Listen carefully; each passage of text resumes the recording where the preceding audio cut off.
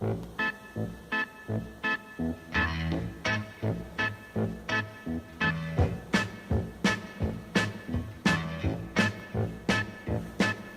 show me the way to the next whiskey bar. Oh, don't ask why. Oh, don't ask why. It's still a beautiful Sunday afternoon, and I have here another bottle that I've been wanting to try for a while. It is the Kilchoman Sanaig 700 milliliter bottle. And this stuff was $108.99 with the bottle deposit of 10 cents. It's $109. So $116.50 out the door or something like that. No, 126. Yeah. $126 out the door at the BC liquor store. And here is the purple box. And here is the Kilchoman Sanaig. Now, I'm going to first pour a gram of this, and then I'm going to read all the stuff that's on the box. And then I'm probably going to put the box up on the wall there. This has a V-shaped place where I can pull the foil apart. This bottle looks just like the 2006 edition I had twice. I had it in 2014, and I believe I had it again in 2017. Somebody found a bottle somewhere. Managed to put it on the shelf, and I was lucky enough to get it. Kilchoman, editions of Kilchoman are a little hard to find sometimes.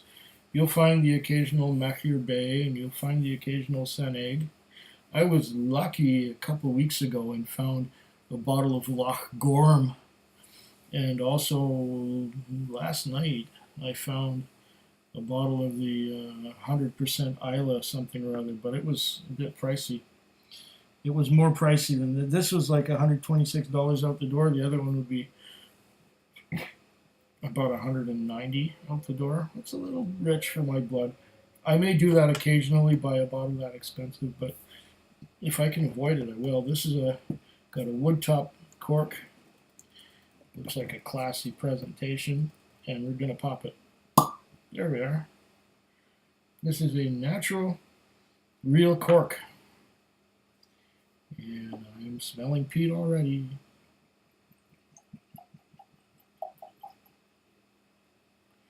Now I'm trying to understand what this means here.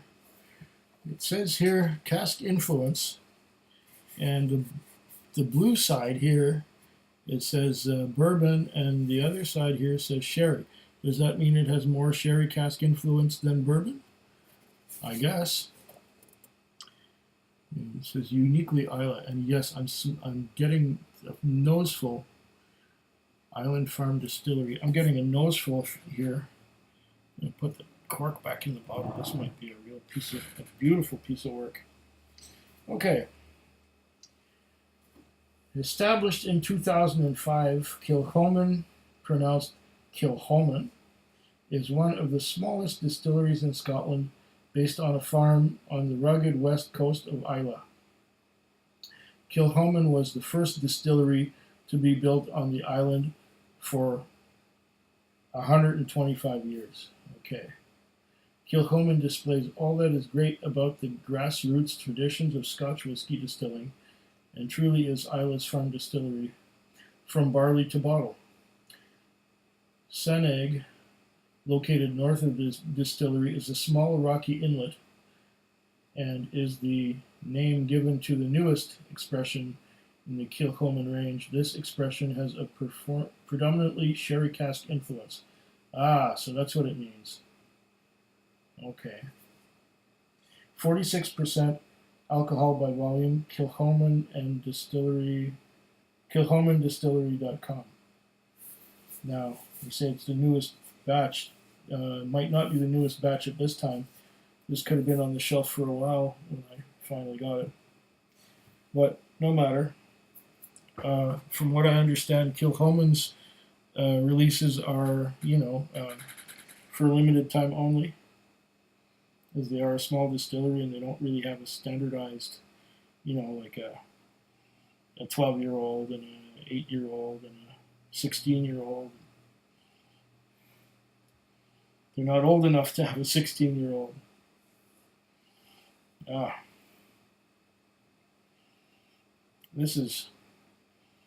I'm getting the fresh, darker fruits. Getting some plums.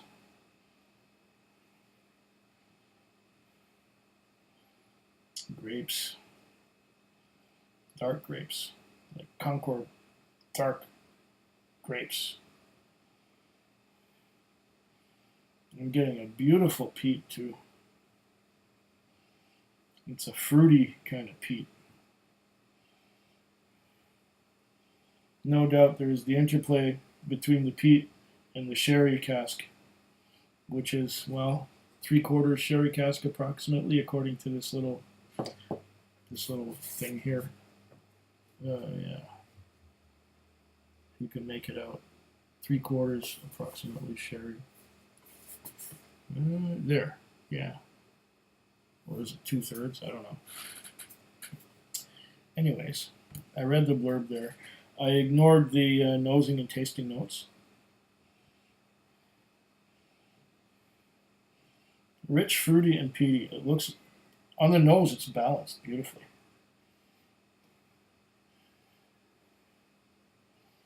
Does it say anything else on the bottle here? And it's got a couple signatures on it. Distilled, matured, and bottled by Kilchoman Distillery, 46%, 700 CL. Color.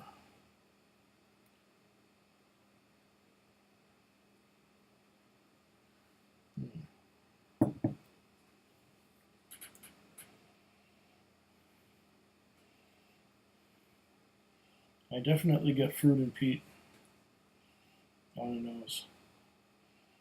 If I dig,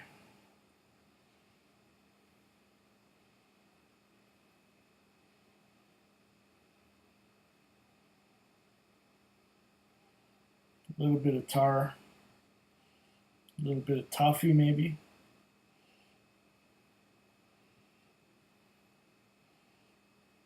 The tar has to move sideways to get at what's underneath it. It is definitely fruity. Dark ripe fruits.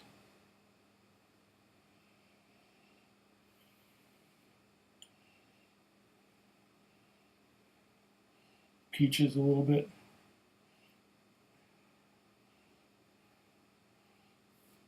The peat's a little bit in the way of the fruit. But the peat is not an overpowering peat. It's just right, I'd say. In the Goldilocks zone.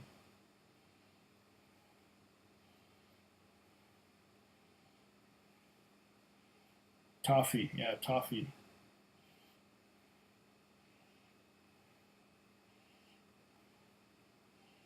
And smoke. But it's not so overpowering that you don't get the fruits. Nice, very nice nose on that. Let's see what we got on the, maybe I'll be surprised.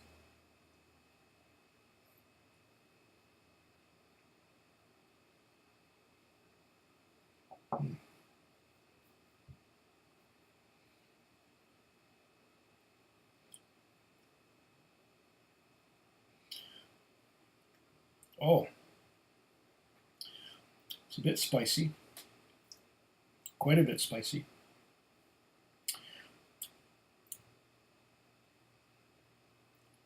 Nice balance. Very nice balance. It's spicy and fruity. There's a lot of that brininess, a lot of that briny, salty, seaside thing going on. And with that brininess It's rather drying. I'm also getting some. That's just the first sip. I'm going to have to sip again.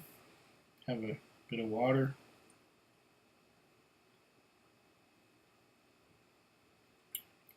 So far, I like the nose very much. It seems very well integrated with the sherry cask influence and the smoke, neither of which overpowers the other. So I think it's well balanced.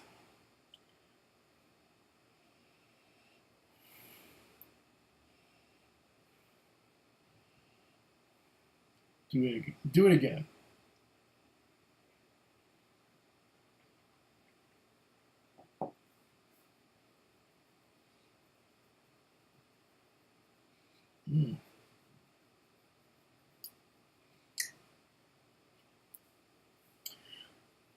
Coats the mouth with ripe fruits, berries, grapes, plums. I wouldn't go so far in the direction of figs and dates, though. Raisins, yes, raisins. Sultana raisins. The sun-made raisins that come in the red box. And sultanas, too. Nice. Prunes, maybe a little bit. Stewed prunes.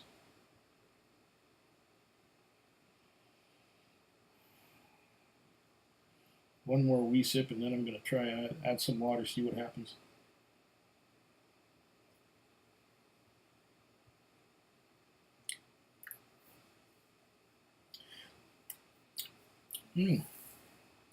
This is lovely. I'm getting a bit of chocolate too. A bit of dark chocolate.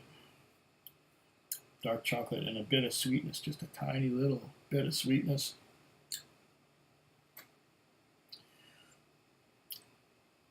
And there's a spiciness that coats the mouth all over. And it lingers on and lingers on. That spiciness, it's like allspice, like steak spice. It just keeps lingering on and lingering on. And it's leaving my mouth dry. And the peat smoke and the fruit are so well integrated that you can't really pick them apart. Well, you can, but I like to enjoy the combination that you get of the peat smoke and the sherry cask. This is a very nice whiskey so far. Let's see what water does to it. Let's put some water in there. See what happens.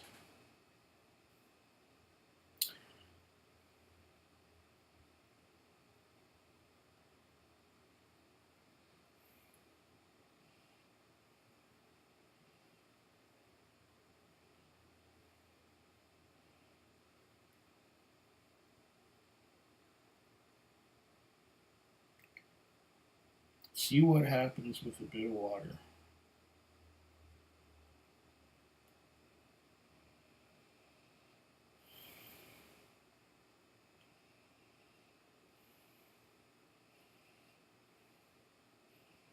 Fruity, once again, with a hint of that maritime saltiness.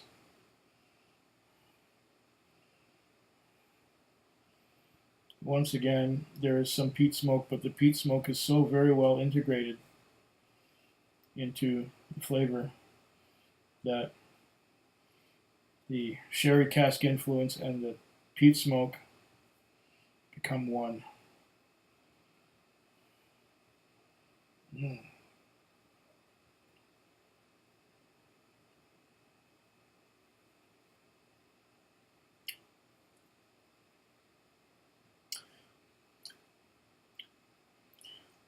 Oh, with the addition of water, the finish is a lot sweeter and peatier. and there's not as much of that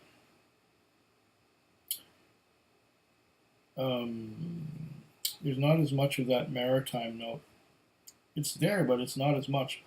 There's a bit of white pepper as well, but it's dry finish, and the combination of peat smoke and fruits here is just wonderful. You can't pull the two apart. It's beautiful.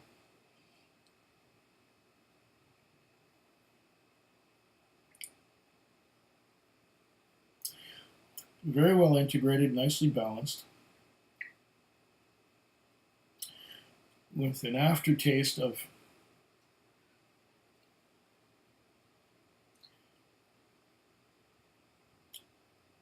sweetness and peat. And the peat, yeah, iodine too. Iodine. I wouldn't call this a bonfire. I would call this more medicinal than bonfire. Not bad at all.